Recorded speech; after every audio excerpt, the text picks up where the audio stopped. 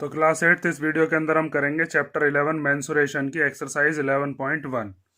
तो 11.1 का पहला क्वेश्चन दिया है a square and a rectangular field with measurements as given in the figure have the same perimeter which field has a larger area. Means हमारे पास दो field है, एक दे रखा हमें स्क्वायर फील्ड और एक हमें दिया है रेक्टेंगुलर फील्ड, और दोनों ही फील्ड का जो पेरीमीटर है वो सेम है। ये क्या हो गया आपके पास, ये हो गया रेक्टेंगुलर फील्ड। ठीक है, उसके बाद हमसे पूछा क्या है, हमसे पूछा है कि कौन से वाले फील्ड का जो एरिया है वो लार्जर है, मीन्स बड़ा है। तो हमें क्या काम करना है, सबसे पहले हमें जो क्वेश्चन में बताया है उसकी हेल्प से हम क्या काम करेंगे। ये जो रेक्टेंगल है, इस रेक्टेंगल की हमें लेंथ पता है, ब्रेथ नहीं पता है। तो पहले हम ब्रेथ निकालेंगे, क्योंकि जब आपको एरिया निकालना होगा तो स्क्वायर का एरिया तो निकल जाएगा साइड इंटू साइड से। ठीक है, स्क्वायर का फॉर्मूला भी मैंने पिछली वीडियो में आपको बताया था, साइड इंटू साइड से हम निकाल देंगे स्क्वायर का एरिया। लेकिन जब हम रेक्टेंगल का एरिया निकालेंगे तो वहां पर एल इंटू बी में लेंथ तो है हमारे पास 80, लेकिन ब्रेथ नहीं है। ठीक है, इसकी जो चौड़ाई है वो नहीं है। तो चौड़ाई निकालने के लिए हम क्या करेंगे, ये जो इसने क्वेश्चन में हमें हिंट दी है कि इन दोनों का पेरीमीटर सेम है, उससे हम इसका क्या निकाल लेंगे, इसकी चौड़ाई निकाल लेंगे। तो देखो आप सॉल्यूशन कैसे करोगे आप। हमें क्वेश्चन में बताया है कि perimeter of square equal to क्या है, पेरीमीटर ऑफ रेक्टेंगल। तो आप लिखोगे perimeter of square equal to perimeter of rectangle, और दोनों की जगह पर उनके क्या रख देंगे, अब हम फॉर्मूले रख देंगे पेरीमीटर ऑफ रेक्टेंगल। तो पेरीमीटर ऑफ स्क्वायर क्या होता है, पेरीमीटर ऑफ स्क्वायर होता है आपके पास 4 मल्टीप्लाई बाय साइड। ठीक है, पेरीमीटर ऑफ रेक्टेंगल क्या होता है 2 इंटू एल प्लस बी। तो यहाँ पर तीन चीजें, साइड है, लेंथ है और ब्रेथ है। तो इन तीन चीज में से दो चीज तो हमें पता है, इसकी लेंथ भी पता है हमें और इसकी साइड भी पता है। तो साइड की जगह पर हम कितना रख देंगे 60। तो 4 मल्टीप्लाई बाय 60, 2 मल्टीप्लाई, इसकी लेंथ कितनी है यहाँ से यहाँ तक, वो दे रखी है 80, और प्लस बी। अब ये 2 इधर मल्टीप्लीकेशन में, इधर आएगा तो डिवीजन में। इन दोनों की मल्टीप्लीकेशन कर लेते हैं, या फिर ऐसे भी लिख सकते हो आप, मल्टीप्लीकेशन करके क्या आ जाएगा 240। ये 2 इधर मल्टीप्लाई का, इधर आया तो डिवाइड में, इधर क्या बचा 80 प्लस बी। इस 2 से 240 को कैंसिल करते हैं तो 2 1 जा 2, 2 2 जा 4 एंड 0। उसके बाद हमारे पास 120 इक्वल टू आया 80 प्लस बी। अब ये 80 इधर प्लस का, इधर आएगा तो कैसा हो जाएगा माइनस का। तो 120 माइनस 80 इक्वल टू बी। तो 180 में से 120 में से 80 जाएंगे तो कितना बचेगा, ये बचेगा 40 इक्वल टू बी। तो इसका मतलब हमारे पास जो इसकी चौड़ाई है वो कितनी आ गई है 40 मीटर। ठीक है, ये मीटर लिख दिया हमने। तो देयरफॉर हम लिख सकते हैं कि रेक्टेंगल की विड्थ कितनी है 40 मीटर। अब आप दोनों का क्या निकाल सकते हो, एरिया निकाल सकते हो, और ये बता सकते हो किसका एरिया ज्यादा है। तो पहले हम निकालते हैं एरिया ऑफ स्क्वायर फील्ड। तो देखो एरिया ऑफ स्क्वायर फील्ड, इसका फॉर्मूला क्या होता है, side multiply by side, square का फॉर्मूला, या फिर साइड स्क्वायर भी लिख सकते हैं। तो साइड की जगह पर क्या रख देंगे 60 मीटर और फिर 60 मीटर। तो मीटर की जब मीटर में करेंगे तो क्या आ जाएगा मीटर स्क्वायर। जो एरिया की यूनिट होती है वो हमेशा मीटर स्क्वायर होती है, और जो लेंथ होती है, ब्रेथ होती है, उसमें हम सिंपल ऐसे ही यूनिट लिखते हैं, मीटर, सेंटीमीटर, किलोमीटर। और वॉल्यूम होगा तो यहाँ पर क्या हो जाएगा क्यूब। वॉल्यूम के फॉर्मूले भी आगे आएंगे, क्वेश्चंस भी आएंगे। तो 60 की 60 में मल्टीप्लीकेशन करनी है तो 0 और 0 की तो ऐसे ही आ जाती हैं, और 6 6 जा कितना हो गया 36। 60 की 60 में मल्टीप्लाई करके ये आ गया। अब हम निकालते हैं एरिया ऑफ रेक्टेंगुलर फील्ड। तो यहाँ पर हम लिखेंगे एरिया ऑफ रेक्टेंगुलर फील्ड, इसका फॉर्मूला क्या होगा एल मल्टीप्लाई बाय बी। तो लेंथ कितनी है, लेंथ तो हमें बताई थी क्वेश्चन में ही, कितनी दे रखी है 80, और ब्रेथ मींस जो उसकी चौड़ाई है वो अभी हमने निकाली थी, वो कितनी है 40। ठीक है, मीटर स्क्वायर, 1 मीटर इसका, 1 मीटर इसका। तो 8 4 जा कितने हो जाएंगे 32, और ये 2 जीरो एज इट इज आ जाएंगे। तो हमारे पास आ गया 3200 मीटर स्क्वायर, किसका एरिया, रेक्टेंगुलर फील्ड का। अब आप यहाँ पर देखकर बता सकते हो कि ए वाली जो फिगर है इसका एरिया ज़्यादा है या बी वाली फिगर का। साफ पता चल रहा है 3600 ज़्यादा होते हैं, तो हम लिखेंगे so the area of figure A is larger. ठीक है, फिगर ए का जो एरिया है वो कैसा है, लार्जर है। फिगर ए मतलब स्क्वायर फील्ड। फर्स्ट क्वेश्चन हो गया। अब हम देखते हैं क्वेश्चन नंबर सेकंड। तो क्वेश्चन नंबर सेकंड दिया है Mrs Kaushik has a square plot with the measurement as shown in the figure. Means कोई एक मिसिस कौशिक नाम से कोई लेडी है जिनके पास एक प्लॉट है स्क्वायर शेप का। ठीक है, ये पूरा का पूरा प्लॉट दे रखा है जिसकी मेजरमेंट हमें बताई है फिगर में कि ये प्लॉट जो है इसकी लेंथ कितनी है, मतलब कितना लंबा प्लॉट है 25 और चौड़ा भी कितना है 25। मीन्स स्क्वायर शेप का एक प्लॉट है, क्वेश्चन में भी बताया था। She want to construct a house in the middle of the plot. अब वो इस प्लॉट के बिल्कुल बीच में एक अपना घर बनाना चाहती हैं, जैसा कि आपको फिगर में दिखाया गया है। एक garden is developed around the house, और इस घर के चारों तरफ बाहर बाहर पे यहाँ पर ये जो मैंने शेड करके दिखाया है ये क्या है, ये है garden. Find the total cost of developing a garden around the house at the rate of ₹55 पर मीटर स्क्वायर। तो ये गार्डन बनाने पर या गार्डन को डेवलप करने पर टोटल कितना रुपया खर्च हो जाएगा वो कॉस्ट हमें बतानी है। पर मीटर स्क्वायर पर कितने रुपए का खर्चा आता है गार्डन को बनाने के लिए, 55 रुपीज़ का। तो देखो कैसे हम सॉल्व करेंगे इसके लिए। ये जो हमारे पास पूरा का पूरा प्लॉट दिया है, इस पूरे प्लॉट के एरिया में से हम हाउस का एरिया अगर माइनस कर देते हैं तो किसका एरिया बचेगा, गार्डन का। भाई पूरे प्लॉट में से अगर आप घर निकाल दोगे तो क्या बचेगा, गार्डन गार्डन बचेगा। तो ये गार्डन जो होगा, इस गार्डन का एरिया जब हमारे पास आ जाएगा तो टोटल कॉस्ट निकालने के लिए हम किस में मल्टीप्लीकेशन कर देंगे, इसकी 55 में। तो सबसे पहले हम क्या करते हैं, पहले हम निकालते हैं एरिया ऑफ द प्लॉट, जो कि कैसी शेप का है, स्क्वायर शेप का। तो यहाँ पर आप लिखोगे एरिया ऑफ द प्लॉट, इसका फॉर्मूला हम लगा देंगे side multiply by side. Side कितनी दे रखी है, वो दे रखी है 25। तो यहाँ पर हम लिख देंगे 25 मीटर मल्टीप्लाई बाय 25 मीटर। तो मीटर की जब मीटर में करेंगे तो मीटर स्क्वायर, और 25 की 25 में करेंगे तो 25 का स्क्वायर आपने पढ़ा है 625। उसके बाद हम निकालते हैं एरिया ऑफ हाउस। मीन्स ये जो बीच वाला हिस्सा है एरिया ऑफ हाउस, इससे निकल जाएगा। तो एरिया ऑफ द हाउस, उसके निकालने के लिए हाउस कैसी शेप का है, रेक्टेंगल शेप का है। इस हाउस की जो लंबाई है ये कितनी दे रखी है 20, और यहाँ से यहाँ तक ये चौड़ाई कितनी दे रखी है 15। तो यहाँ पर हम लगाते हैं L इंटू बी। एल की जगह पर कितना लिख लेते हैं 20 मीटर, और बी की जगह पर कितना लिख लेते हैं 15 मीटर। दोनों की मल्टीप्लाई कर लो, मीटर की मीटर में करके क्या आ गया, मीटर स्क्वायर। 20 की जब 15 में करेंगे 15 टू जा 30, और ये 0 एज इट इज आ गया। उसके बाद आपको क्या करना है, गार्डन का एरिया निकालना है। तो पूरे प्लॉट में से घर जो है, घर का एरिया नहीं चाहिए, बाकी का जो एरिया बचेगा वो गार्डन का एरिया होगा। तो हम पूरे प्लॉट में से घर को माइनस कर देंगे। तो यहाँ पर आप लिखोगे आप कि area of the garden equal to क्या होगा, area of the plot, area of the plot minus area of the house. ठीक है, तो हमारे पास प्लॉट का एरिया कितना है, वो है 625, और घर का एरिया कितना है, वो है 300 मीटर स्क्वायर। तो 625 में से जब 300 जाएंगे तो कितना बचेगा, 325 मीटर स्क्वायर। अब आपको क्या निकालनी है, total cost of developing the garden. तो यहाँ पर हम निकालते हैं total cost of developing the garden, वो कितनी हो जाएगी, रेट तो हमें दे ही रखा है तो रेट से ही हम मल्टीप्लीकेशन कर देते हैं किसकी, जो एरिया है। भाई 1 मीटर स्क्वायर पे 55 रुपीज़ का खर्चा आता है, लेकिन हमें 1 मीटर स्क्वायर में थोड़ी ना बनवाना है गार्डन, हमें तो इतने में बनवाना है। तो इसीलिए इसमें मल्टीप्लीकेशन कर देंगे किसकी, 55 की। तो 325 मल्टीप्लाई बाय 55, तो कितने रुपए आ जाते हैं, इन दोनों की आप मल्टीप्लीकेशन करके देख लोगे, जो कि आए 17875। इतने रुपए लगेंगे इसको गार्डन को डेवलप करने में। नेक्स्ट क्वेश्चन देखते हैं।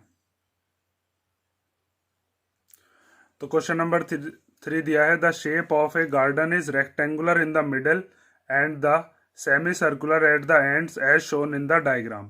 Find the area and the perimeter of the garden.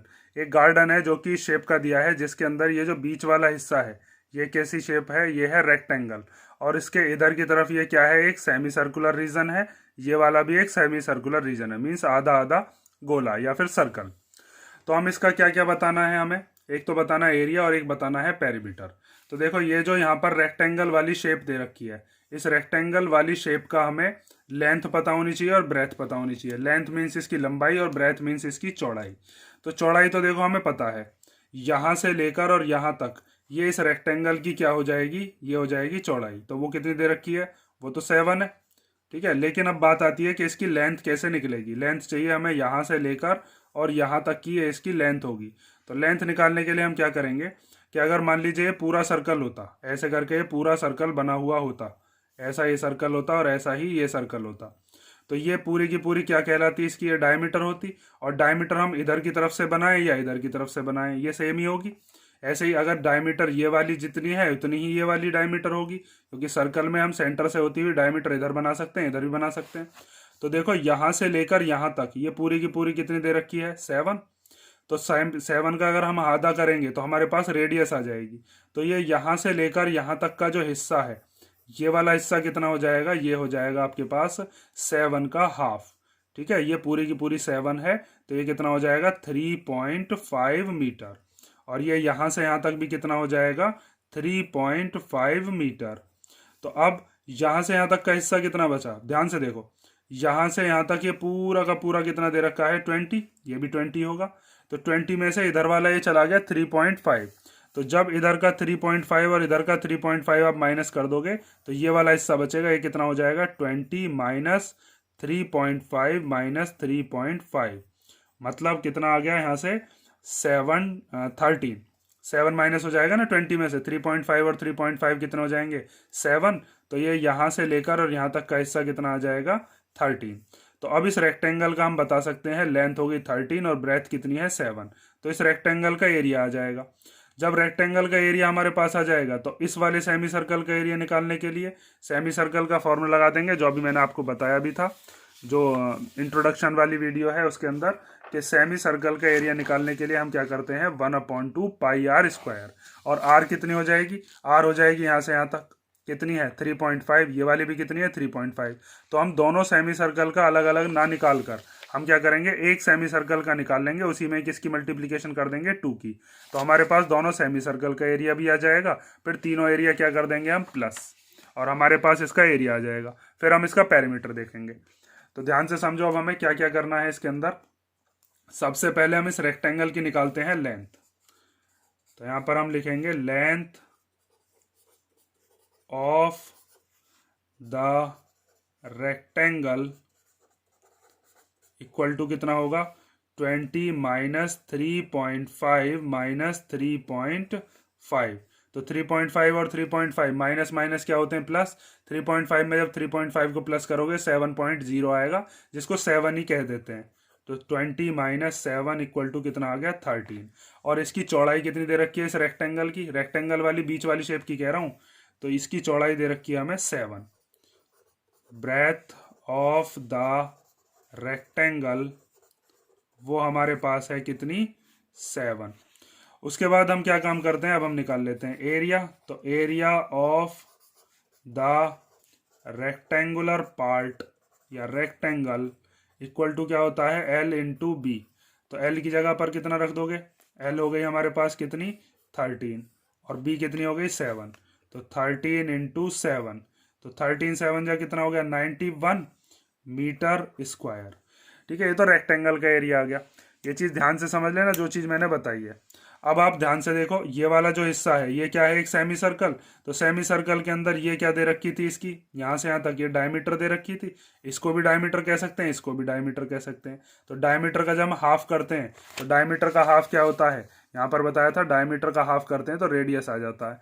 तो हम रेडियस निकाल लेते हैं। रेडियस कैसे आ गया था यहाँ पर 3.5 7 का हाफ करके। तो यहाँ पर आप लिख के दिखाओगे ये चीज़ कि रेडियस इक्वल टू क्या होगी रेडियस इक्वल टू होती है डायमीटर अपॉन 2। डायमीटर है 7, तो 7/2, या फिर इसी को ही हम क्या कह सकते हैं 3.5। जब हम क्वेश्चन सॉल्व करेंगे वहां पर 7/2 भी रख सकते हैं, 3.5 भी। तो मेरे हिसाब से तो 7/2 रख लोगे तो इजी बैठेगा। अब हम क्या करते हैं, एरिया ऑफ सेमी सर्कल्स ये जो दे रखे हैं हमें, इनका हम निकालते हैं। तो देखो, area of semi circular ends, कितने सेमी सर्कुलर एंड हैं, 2। तो हम क्या काम करते हैं, एक सेमी सर्कल का एरिया क्या होता है 1/2 पाई आर स्क्वायर, इससे निकलेगा एक सेमी सर्कल का, और इसी में मल्टीप्लीकेशन कर देते हैं किसकी, 2 की। तो अब ये इस वाले का और इस वाले का दोनों का निकल जाएगा।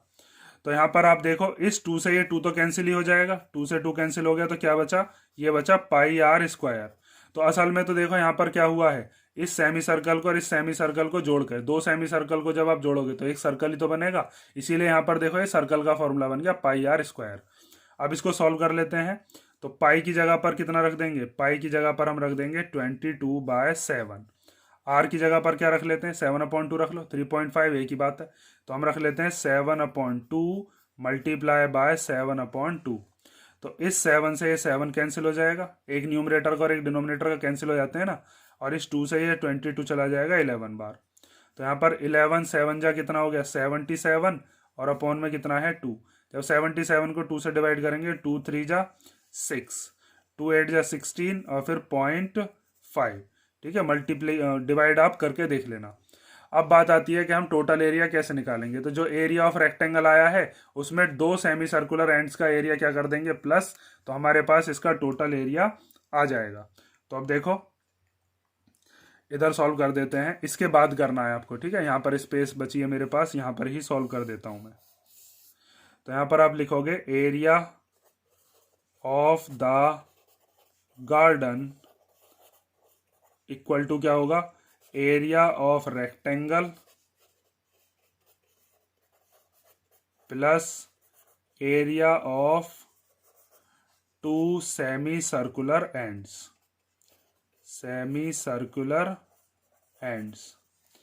तो रेक्टेंगल का एरिया कितना आया था 91, और दोनों सेमी सर्कुलर एंड्स का, ये मीटर स्क्वायर में आता है एरिया, इसका कितना आया था 38.5।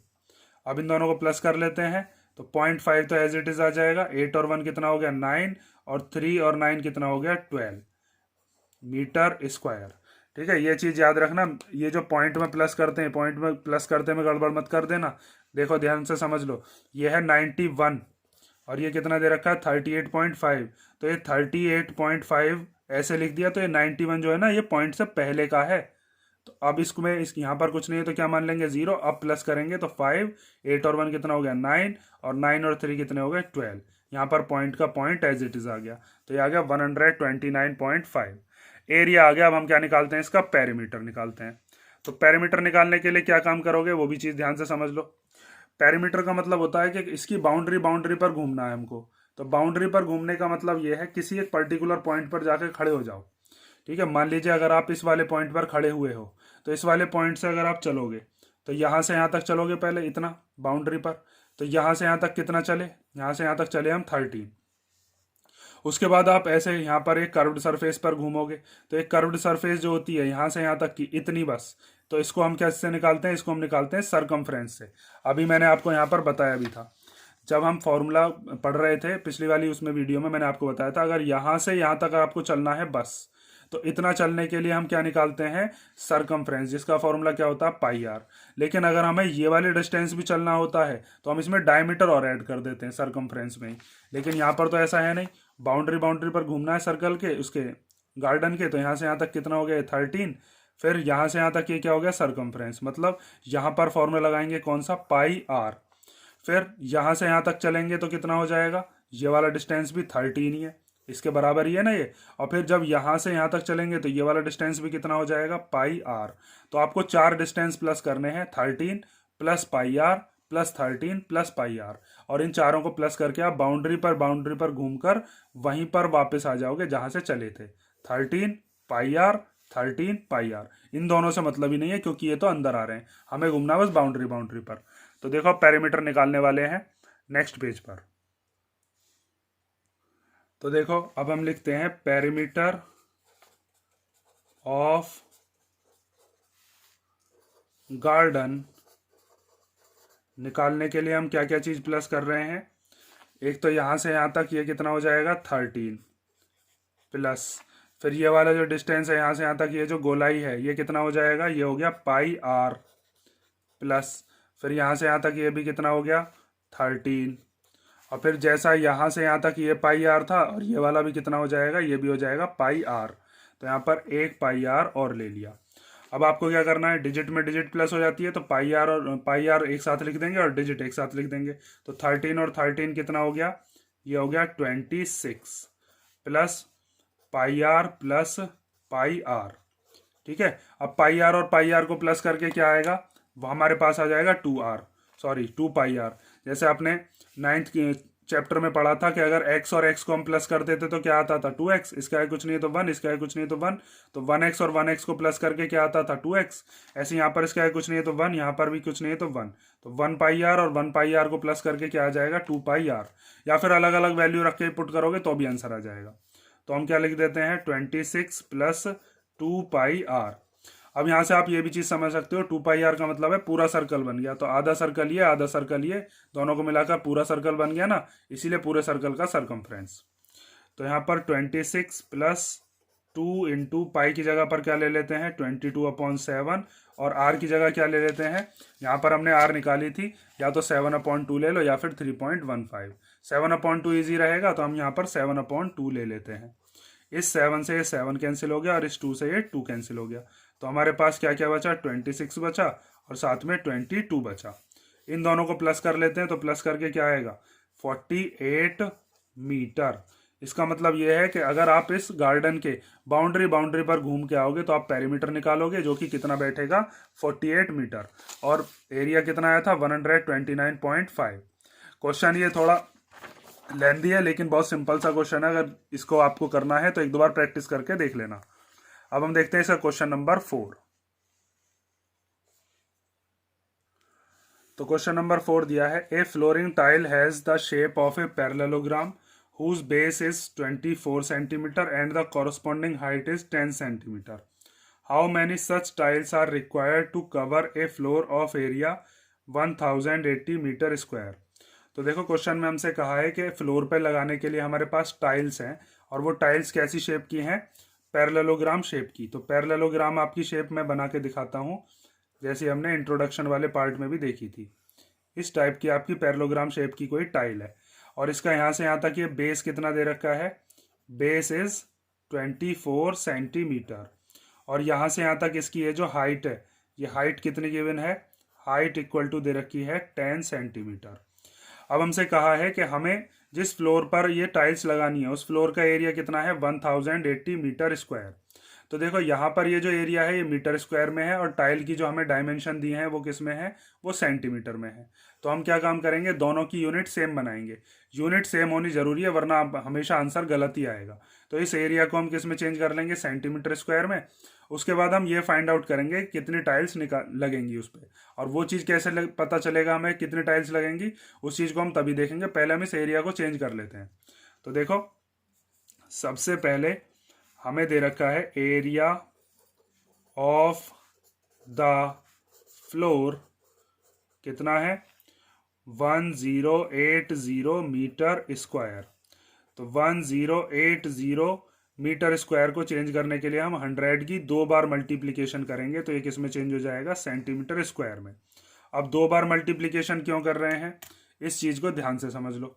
देखो अगर 1 मीटर होता है तो 1 मीटर को चेंज करने के लिए कितने सेंटीमीटर लिखते हैं 100 सेंटीमीटर, और यहीं पर 1 मीटर स्क्वायर है, मीन्स 2 बार लेना है हमें। स्क्वायर का मतलब कोई भी चीज़ 2 बार होती है ना, क्यूब होता तो 3 बार, तो इसीलिए हम क्या काम करते हैं 100 मल्टीप्लाई 100 सेंटीमीटर स्क्वायर। ठीक है, इस वजह से हम ये काम कर रहे हैं।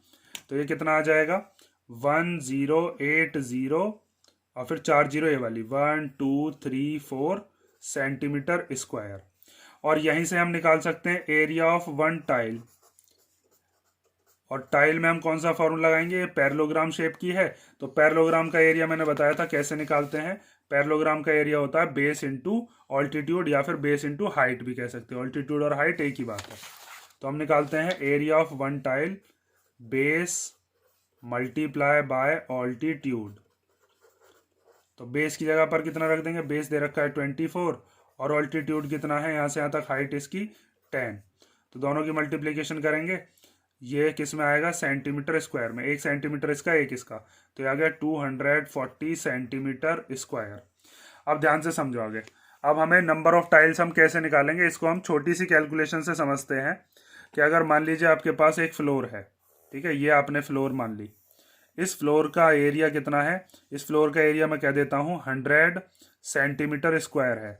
उसके बाद आप टाइल लेकर आए और एक टाइल जो थी वो कैसी शेप की थी, पैरेललोग्राम शेप की। मान लीजिए ये एक टाइल है आपकी और ये टाइल कितनी जगह घेर लेती है, ये 20 सेंटीमीटर स्क्वायर जगह घेर लेती है, मीन्स इसका एरिया इतना है। तो अब आप इसमें कितनी टाइल लगा सकते हो, इसने कितनी जगह घेर ली होगी, 20 सेंटीमीटर स्क्वायर में तो एक टाइल आ गई होगी, फिर दूसरी टाइल आ गई होगी वो भी 20 जगह घेरेगी, तीसरी भी 20, चौथी भी 20, पांचवी भी 20। तो 5 मिलकर कितनी जगह आपको घेर लेंगी, 100 सेंटीमीटर स्क्वायर को, ठीक है। तो वो 5 हमको कैसे पता चलेगा, इससे इसको डिवाइड करके हमें पता चलेगा कितनी टाइल्स इसके अंदर लगेंगी। तो आपको भी यही करना, जो फ्लोर का हमारे पास एरिया है, इस फ्लोर के एरिया को टाइल के एरिया से अगर हम डिवाइड कर देते हैं तो हमें ये पता चल जाएगा कि कितनी टाइल्स लगानी है। समझ में आया ना। अगर 100 सेंटीमीटर स्क्वायर जगह है और 20 सेंटीमीटर स्क्वायर एक टाइल का एरिया है, तो इसमें कितनी टाइल लग सकती हैं, 5 टाइल ही तो लगेंगी, क्योंकि एक टाइल 20 घेर लेगी, 2 40, 3 60, 4 80 और 5 मिलकर 100 सेंटीमीटर स्क्वायर को कवर कर लेंगी। तो आप देखो अब आगे, अब हम लिखते हैं number of tiles equal to number of tiles equal to area of the floor, और इसको हम डिवाइड कर देंगे किससे, एरिया ऑफ द टाइल्स है, जो एक टाइल का एरिया है, एरिया ऑफ वन टाइल। तो एरिया ऑफ फ्लोर कितना है, 108 और उसके बाद 1 2 3 4 5 0, तो 1 2 3 4 5 और यहाँ पर सेंटीमीटर स्क्वायर। नीचे कितना है 240, एक टाइल का area, centimetre square. Centimetre square से सेंटीमीटर स्क्वायर कैंसिल हो गया, 0 से 0 कैंसिल हो गया, यहाँ पर 24 बचा और यहाँ पर 108 और उसके आगे 4 0। तो 24 और 108 दोनों ही 12 के टेबल में आते हैं, तो 12 2 जा 24 और यहाँ से चला जाएगा कितनी बार, 12 9 जा 108, 1 2 3 4, ये 4 0 एज इट इज आ गई, ठीक है। अब इस 2 से हम 90,000 को कैंसिल करते हैं, तो 2 1 जा 2 और 2 से इसको कैंसिल करते हैं तो 2 4 जा 8 और फिर 1 बचा, 1 और 0 कितने हो जाएंगे 10, तो 2 5 जा 10 और ये 3 0 एज इट इज आ गई, ठीक है। तो हमारे पास कितनी टाइल लग सकती हैं उस फ्लोर पर, 45,000। तो आप लिख दोगे answer 45,000 tiles is the answer, ठीक है। ये हमारा क्वेश्चन नंबर 4 हो गया। अब लास्ट क्वेश्चन देखते हैं, क्वेश्चन नंबर 5। तो क्वेश्चन नंबर 5 दिया है, an ant is moving around a few food pieces of different shapes scattered on the floor. Means एक चींटी है जो कि मूव कर रही है, अलग अलग शेप्स बनी हुई हैं किसी फ्लोर पर और उस पर उसका खाना पड़ा हुआ है, फूड का कोई टुकड़ा पड़ा हुआ है।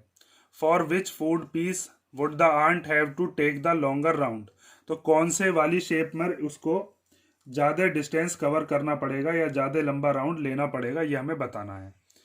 Remember circumference of the circle can be obtained by using the expression c equal to 2πr। उसके बाद ये इन्फॉर्मेशन दी है कि हमें सर्कमफ्रेंस जो होता है सर्कल का वो हम कैसे निकालते हैं, 2πr से, और रेडियस क्या होती है, r को हम रेडियस कहते हैं, ये चीज़ हमें पता ही है। तो ये यहाँ से यहाँ तक ये तो हमें इन्फॉर्मेशन दी है, बस हमारा क्वेश्चन तो यहीं खत्म है। लार्जर राउंड या लॉन्गर राउंड किस में लिया है, तो 3 शेप है, एक शेप तो ये वाली है, एक शेप है ये वाली और एक शेप है ये वाली। तीनों शेप में से हमें ये बताना है कि जब चींटी चली होगी तो किस में उसने ज़्यादा डिस्टेंस कवर किया होगा। तो आपको क्या काम करना है, किसी एक पर्टिकुलर पॉइंट पर चींटी को बिठा लो, ठीक है, कोई सा भी एक पॉइंट मान लो जैसे ये वाला पॉइंट मैंने मान लिया कि यहाँ पर चींटी बैठी हुई है, और यहाँ से घूमकर उसको वापस लौटकर यहीं पर आना है अपने खाने को लेकर, ठीक है।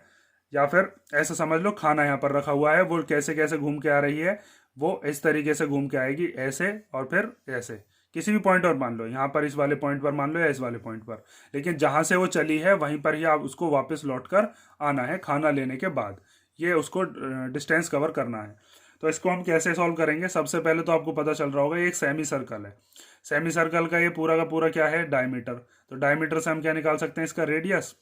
उसके बाद ध्यान से देखो कि उसको जब यहाँ इस पॉइंट से चलना और इसी पॉइंट पर आना है, तो ये यहाँ से यहाँ तक का जो डिस्टेंस हो जाएगा क्या? सरकमफ्रेंस, और उसमें क्या प्लस कर देंगे? डायमीटर। बिल्कुल सेम ऐसा ही मैंने यहाँ पर आपको इंट्रोडक्शन में बता दिया। ये सरकमफ्रेंस का क्या हो जाएगा? पाई आर, और उसमें क्या प्लस कर देंगे? डायमीटर। क्योंकि सरकमफ्रेंस का मतलब है आप बस यहाँ से लेकर यहाँ तक चल के आए हो, इसमें डायमीटर और जोड़ना पड़ेगा, तब आप उसी पॉइंट पर पहुंचोगे जहाँ से चले थे। तो यहाँ पर हम निकालते हैं distance travelled by ant in figure A. तो डिस्टेंस ट्रेवल्ड या covered by the ant equal to क्या होगा? Circumference of semi circle, circumference of semi circle, और इसी में ही हम क्या प्लस कर देंगे? डायामीटर। ठीक है, तो अब सरकमफ्रेंस निकालने का फॉर्मूला क्या होता है सेमी सर्कल का? पाई आर। पूरा सर्कल होता है तो 2 पाई आर। ठीक है, ये चीज़ याद रखना, इसीलिए मैंने कहा था फॉर्मूले जो हैं उनको बिल्कुल टिप्स पर याद कर लो, वरना एक एग्जाम में क्वेश्चन वगैरह है उसमें प्रॉब्लम आएगी। और डायमीटर को हम किससे डिनोट कर देते हैं? डी। तो हमारे पास डायमीटर तो गिवन है, रेडियस नहीं है, तो पहले हम क्या करते हैं? इसकी रेडियस निकालते हैं। तो इधर निकाल लेते हैं रेडियस। चलो, तो रेडियस इक्वल टू क्या होता है? रेडियस इक्वल टू होता है डायमीटर अपॉन 2। तो डायमीटर दे रखी है 2.8। 2.8 का जब हाफ करेंगे तो 2 1 जा 2, फिर पॉइंट एज इट इज आ गया, 2 4 जा 8। तो कितनी आ गई रेडियस? 1.4 सेंटीमीटर। तो पाई की वैल्यू रख लो। पाई की वैल्यू कितनी होती है? 22/7। आर की जगह पर कितना रख देंगे? 1.4। और डायमीटर की जगह पर कितना रख देंगे? 2.8। अब इसको सॉल्व कर लेते हैं पाई आर को। तो यहाँ पर चाहे तो हम 7 से काट सकते हैं इसको, 0.2 बार कटेगा, लेकिन पॉइंट को हटा के और सिंपल कर लेते हैं। पॉइंट हटा दिया, 7 से ही कट गया, कितनी बार? 7 2 जा 14। ठीक है, अब 22 की जब 2 में करेंगे तो कितना आ जाएगा हमारे पास? 44। और नीचे क्या है? 10 और प्लस 2.8। 10 का मतलब है एक से पहले क्या लगा देंगे? पॉइंट। तो ये आ गया 4.4 प्लस 2.8। अगर आप 7 से इसको डिवाइड करते 0.2 आता, 0.2 की 22 में करते तब भी 4.4 ही आता। लेकिन कई बच्चों को डेसिमल में दिक्कत होती है कि 7 से 1.4 को कैसे काटें। 7 तो 1.4 को नहीं काट पाएगा, क्योंकि इसको वो 1.4 समझते हैं, 14 सोचते ही नहीं कि ये 14 ही है। पॉइंट हटा देंगे तो 14 बन जाएगा। तो इसीलिए मैं यहाँ पर डेसिमल हटा देता हूँ। तो अब देखो इन दोनों को प्लस कर लेते हैं। 8 और 4 कितना हो जाएगा? 12 का 2 कैरी 1, फिर 2 और 4 कितना हो गया? 6, 6 और 1 कितना हो गया? 7। तो 7.2 सेंटीमीटर डिस्टेंस ट्रेवल किया है किसने? चींटी ने, फर्स्ट वाली फिगर के अंदर। अब हम निकालते हैं सेकंड वाली फिगर के अंदर। तो देखो सेकंड वाली फिगर के अंदर भी बिल्कुल सेम ही अप्रोच आपको रखनी है कि जो टोटल डिस्टेंस है वो हम कैसे निकालेंगे? जिस पॉइंट से वो चली थी उसी पॉइंट पर आपको उसे वापस लाना है। तो मान लीजिए जैसे अगर वो इस पॉइंट से चली है, तो इस पॉइंट से चलने के लिए पहले उसको ये वाला डिस्टेंस कवर करना पड़ेगा। तो ये वाला डिस्टेंस क्या हो गया? ये सेमी सर्कल है, तो सेमी सर्कल का सरकमफ्रेंस। फिर यहाँ से यहाँ तक जाने के लिए उसे कितना डिस्टेंस कवर करना पड़ेगा? 1.5। ये यहाँ से यहाँ तक कितना दे रखा है? 1.5। फिर यहाँ से यहाँ तक चलेगी वो, तो कितना चलेगी? 2.8। ठीक है, और फिर यहाँ से यहाँ तक चलेगी तो कितना चलेगी? 1.5। यहाँ पर हम लिख सकते हैं ये भी 1.5 सेंटीमीटर है, और ये कितना है? 2.8। तो ये वाली गोलाई चलने के लिए तो हम क्या लगा देंगे? पाई आर, फिर प्लस 1.5 प्लस 2.8 प्लस 1.5। तो देखो यहाँ पर हम लिखते हैं distance travelled by ant equal to क्या होगा? एक तो हो जाएगा हमारे पास सरकमफेरेंस ऑफ सेमी सर्कल, और साथ में इसमें क्या क्या प्लस हो जाएगा? 1.5 ये वाला, 2.8 ये वाला, और 1.5 ये वाला। ठीक है, तो सरकमफ्रेंस ऑफ सेमी सर्कल क्या होता है? वो होता है पाई आर। इन तीनों को प्लस कर लेते हैं, तो 1.5 2.8 और 1.5 को प्लस करके कितना आएगा 5.8। उसके बाद पाई आर, तो पाई आर को सॉल्व करके देखो कितना आया था, दोबारा बार बार करके देखने की जरूरत है नहीं। पाई आर जो था जब हमने सॉल्व किया था, देखो यहाँ पर सॉल्व किया है ना, ये पाई आर इधर लेकर आए थे, कितना आया था 4.4 और डायमीटर अलग था, तो हमें तो पाई आर की वैल्यू यहीं पे पता है कितनी है 4.4, तो यहीं से उठा के रख देते हैं डायरेक्ट। कितनी हो गई पाई आर की वैल्यू 4.4 और प्लस 5.8। देखो अगर एग्जाम में बस पर्टिकुलरली यही क्वेश्चन पूछा जाए कि बस बी वाला करके दिखाओ तो आप पाई आर खोल के बताना, लेकिन अगर पूरा क्वेश्चन आता है तो आप पीछे वाली वैल्यू लिख सकते हो, क्योंकि पाई आर की वैल्यू हम एक ही क्वेश्चन में दो दो बार क्यों निकालेंगे। अब इन दोनों को प्लस कर लो, 8 और 4 12 का 2 कैरी 1, उसके बाद 5 और 4 9 और 1 कितना हो गया 10, तो ये आ गया 10.2 सेंटीमीटर। ठीक है, अब हम देखते हैं इसका सी पार्ट, तो सी पार्ट भी यही है। देखो यहाँ से यहाँ तक मान लो इस पर्टिकुलर पॉइंट पर खड़े हुए मान लो उसको, तो यहाँ से यहाँ तक ये क्या हो गया उसका, ये तो हो गया सरकमफ्रेंस सेमी सर्कल का, जो कि हम किससे निकाल देंगे पाई आर। फिर उसके बाद चींटी जब चली होगी तो यहाँ से यहाँ तक कितना चली होगी 2, और फिर यहाँ से यहाँ तक चली होगी तो कितना चली होगी 2, और वहीं पर उसी पॉइंट पर आ गई जिस पॉइंट पर उसको आना था। तो यहाँ पर भी आप लिखोगे डिस्टेंस ट्रेवल्ड बाय आंट, ये लिख दिया सरकमफ्रेंस ऑफ सेमी सर्कल +2 ठीक है, यहाँ से यहाँ तक से सेमी सर्कल का सरकमफ्रेंस और +2 ये, तो सरकमफ्रेंस ऑफ सेमी सर्कल की जगह पर क्या आ जाएगा पाई आर, आधे सर्कल का यही होता है, और 2 और 2 कितने हो जाएंगे 4। पाई आर की वैल्यू हमें पता है, यहाँ पर भी हमने रखी थी कितनी है 4.4, क्योंकि तीनों में ही सर्कल सेम दे रखे हैं। ठीक है, 2.8 का हाफ करेंगे 1.4 ही आएगा, रेडियस बार बार रखने की जरूरत नहीं है, +4। अब इन दोनों को कर लेते हैं प्लस, तो यहाँ पर ये गड़बड़ मत करना पॉइंट वाली, इसीलिए बता देता हूँ। देखो 4.4 में 4 प्लस करना है, तो ये जो 4 है ये पॉइंट से पहले का है, बाद का नहीं है, यहाँ पर 0 लगा लो, तो ये 4 और 4 कितना हो गया 8, तो कितना आया 8.4 सेंटीमीटर। अब आप ये देखकर बता सकते हो सिंपल कि तीनों पार्ट में से कौन से वाले पार्ट में उसने सबसे ज़्यादा डिस्टेंस कवर किया है। देखो सी वाले पार्ट में तो चींटी कितना चली है 8.4, बी वाले पार्ट में कितना चली है 10.2, और जो तुम्हारा ए वाला पार्ट था, ए वाले पार्ट में चींटी कितना चली थी, वहां पर चली थी 7.2। तो सबसे ज़्यादा वाला जो पार्ट हो गया वो कौन सा हो गया डिस्टेंस, वो हो गया बी वाला। तो लास्ट में आप इसके क्या आंसर लिखोगे कि डिस्टेंस ट्रेवल्ड बाय आंट जो है वो कौन सा वाला सबसे ज़्यादा है, बी वाला। तो देखो